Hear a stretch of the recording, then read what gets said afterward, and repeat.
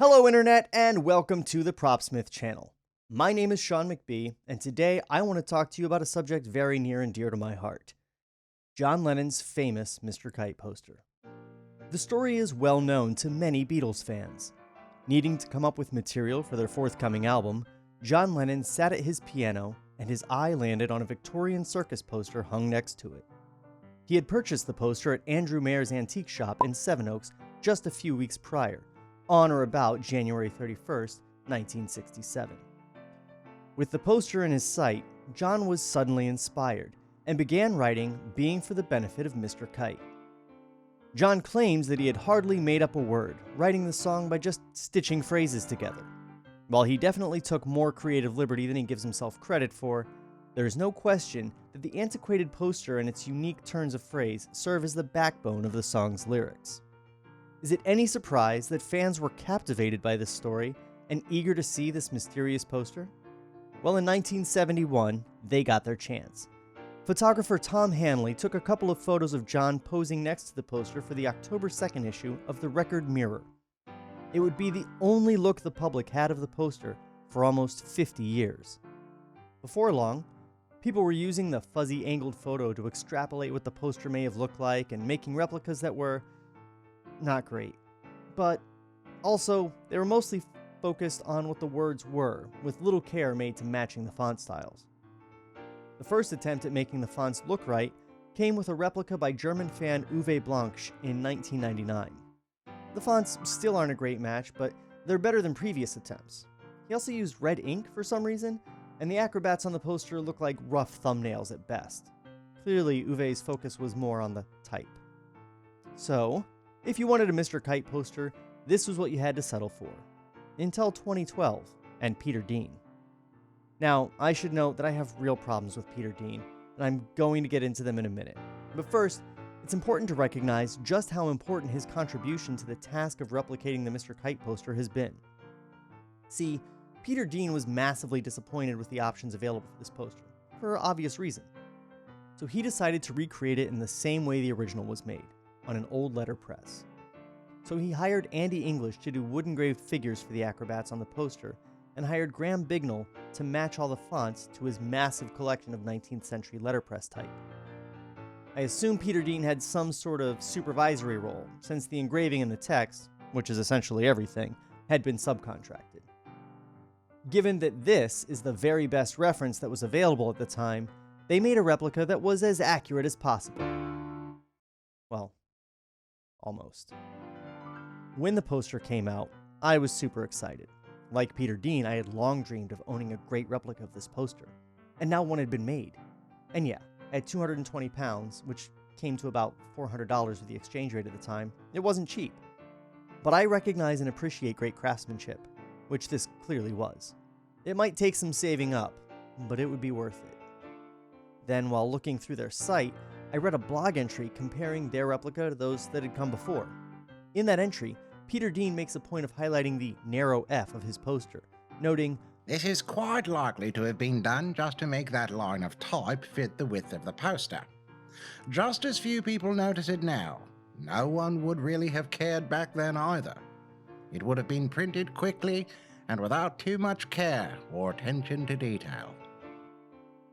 This struck me as inherently flawed logic. He was saying that in a poster with 38 lines of text, every line was composed of consistent typography, save for one letter? And that the reason was that the printer just didn't care enough to pay attention to details? I'm gonna go out on a limb here and assume that Graham Bignell, the printer hired by Dean to match all these typefaces, tried to correct him on this point. In fact, so did I. I had a look at the photo of John with the poster. I used Photoshop to straighten it out and get a good look at it. And it was clear to me that it was a centerfold in the poster giving the appearance of a narrow F, because several letters directly below were also squished and deformed.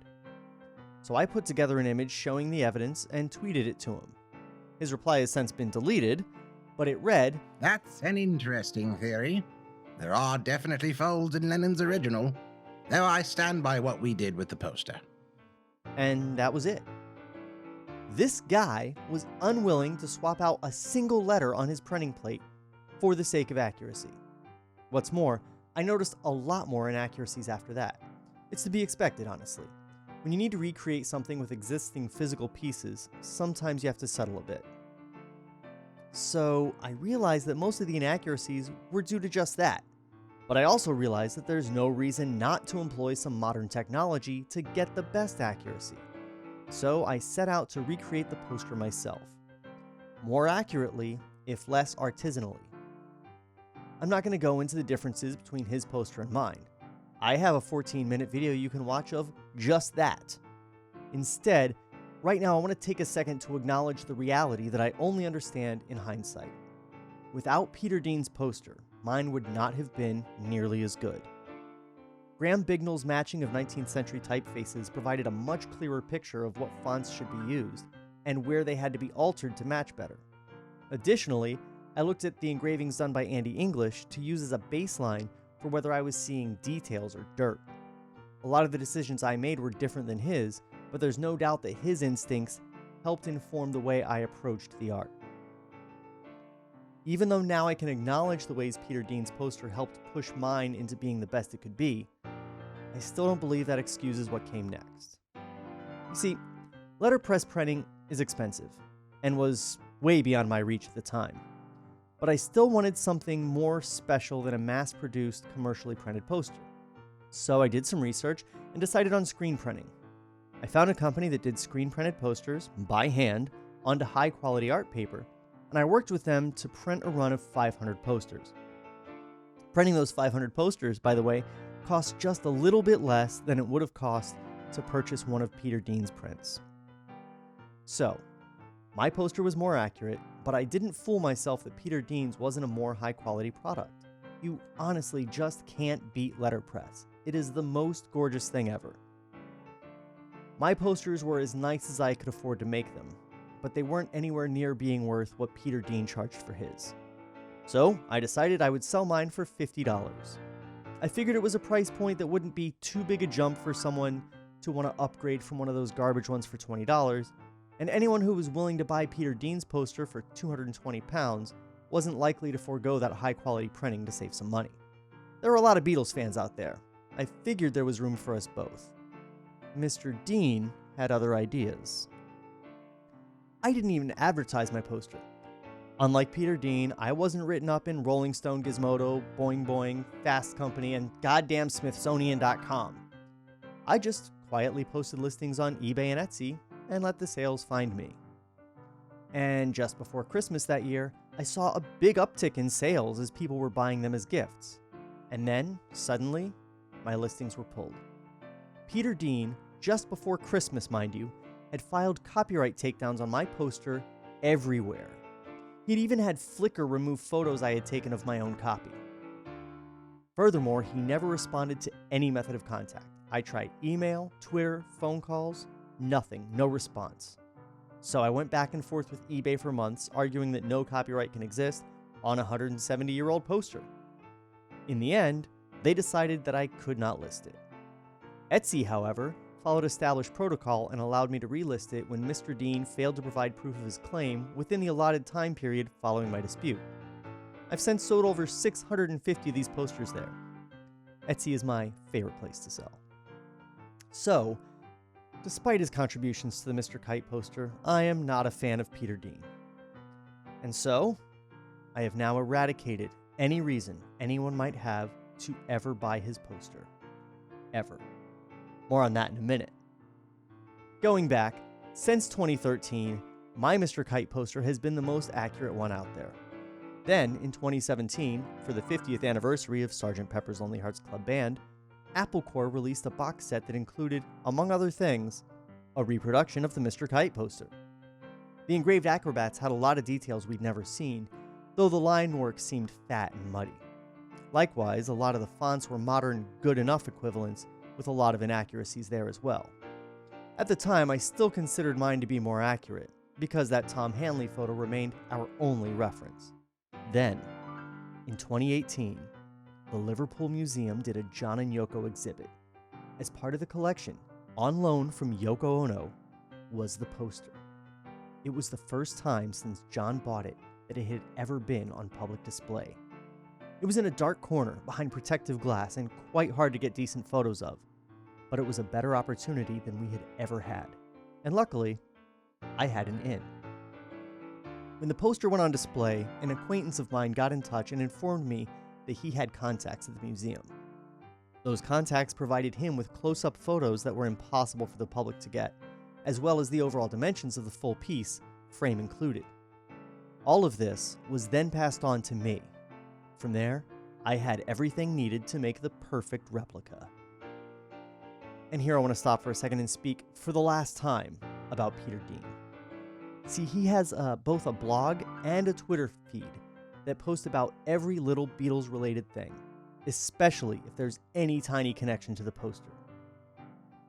And yet, for 18 months, this poster was on public display just a 2-hour train ride away from him. And how many times did his social media mention it? 0. I checked. And why do you think that is? See, I saw photos of the poster that proved that the poster I had been selling was woefully inaccurate. My reaction was to sit down and recreate the entire thing from scratch. I think Peter Dean's reaction was to get worried that people wouldn't want his poster anymore if they saw how inaccurate it was. We just neglected to mention it. Just like his refusal to accept the fold, for which New Reference has proven me 100% correct, I think he's too invested in his current version and unwilling to put in the work to get it done right. And now it's too late. Because I would now like to present to you my completely accurate recreation of the Mr. Kite poster.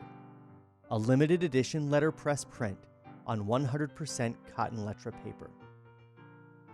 Using the reference photos and measurements I had acquired, I made a composite image, taking the most clear parts of each image and stitching them together to give me the most complete, highest resolution shots of every inch of the poster.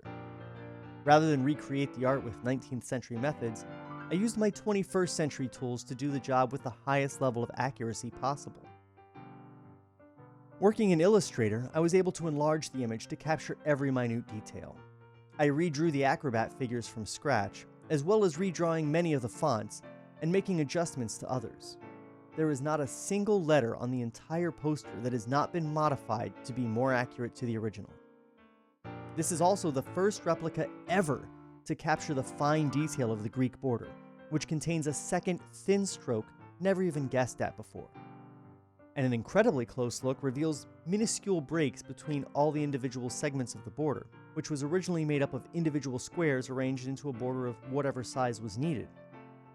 In the case of the Mr. Kite poster, Mrs. Jones and Crosskill inadvertently placed 2 of these squares in a different orientation from the rest, a printing error that has been accurately replicated here. Additionally, the Acrobat engravings have been hiding a secret all these years. A secret uncovered, in fact, by me. At the bottom of each engraving is a tiny signature, which the fine folks of the Liverpool Museum have identified as belonging to a Liverpool wood engraver named Thomas Fife. These are just a few of the details you'll find exclusively on this special print.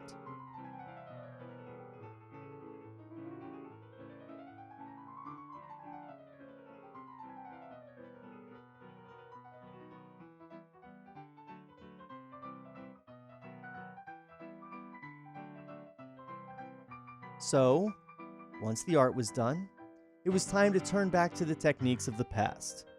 I located a printer who could make a letterpress plate from my vector files. They worked with me to ensure that I got the exact look I wanted, a pristine print, but on ecru-colored paper with a subdued black ink to give a visual nod to the age of the original. Once all that was worked out, the posters were printed on an old-fashioned German letterpress machine.